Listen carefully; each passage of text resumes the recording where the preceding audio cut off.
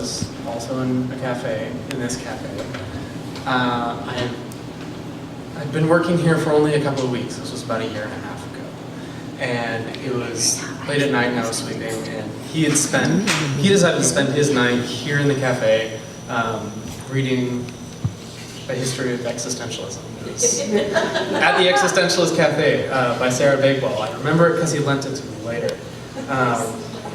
And I was sweeping over by his table in the front of the cafe there, and I just kind of offhandedly mentioned like something about like I had recognized some of the writers at the top, and his face kind of lit up and he smiled because I don't know. I guess he didn't expect me to comment on it. I guess, and at that point he asked me what I knew about it, and I just at that point a year and a half ago I just knew things. You know, the philosophy and the broad strokes, and left politics and the broad strokes.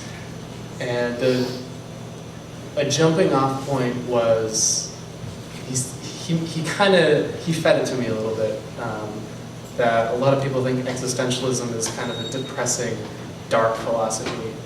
And I thought, no. That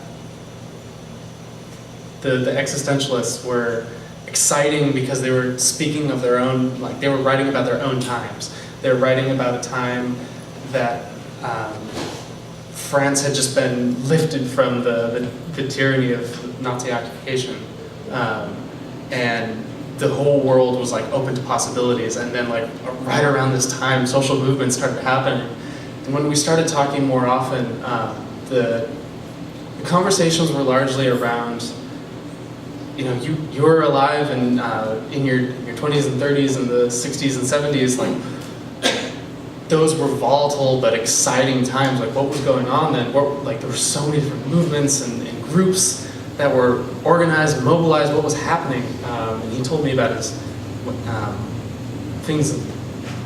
He filled in the gaps of my knowledge, the details that I had missed out, and kind of grew me as a person a little bit. A lot of it.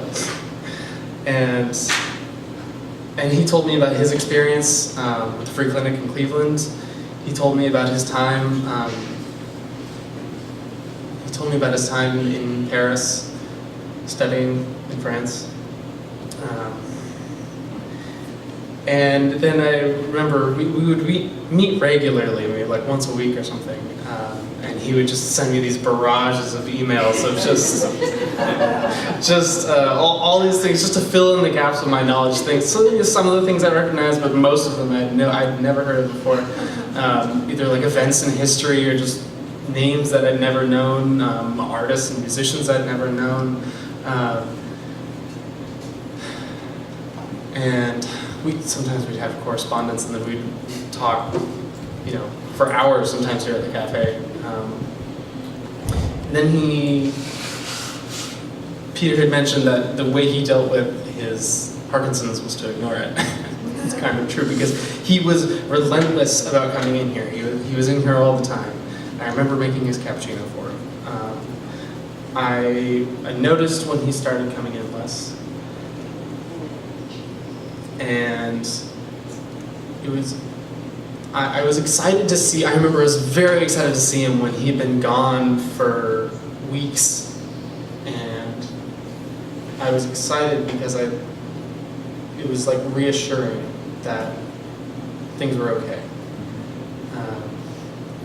And when I talked to him then, after this kind of long absence, I was wondering if he was, I don't know, this is my speculation, but I almost got this feeling that he wanted an assurance that things were okay. Like he had told me about all these social movements that were happening in the 60s and 70s and the things that he'd been doing. And then once he'd kind of given me all the tools for my toolbox, at that point then I had gotten more involved in activism at that point, and more involved in prison outreach, prison abolition specifically. And at that point, I remember just a few weeks ago before he passed, I met at his house, and I felt like it was my turn to tell him that there are all these social movements happening now. Like, people are organized and mobilized because we're in these crazy times again. And because he helped me learn that what you do is you just do it. You just get involved, you meet the people, and then you start making connections and creating a sacred, just, and sustainable world. And I felt like we had this long 5-6 hour conversation, and I felt like I was able, because I knew it was close to the end, I was able to provide a little bright spot, if just for a moment. Just like, there's still, like, there's always gonna be a pushback. There's always people on the ground trying to make a better world. And he helped me become the person I am today by showing me the hundreds and thousands of people that did it for me and before him.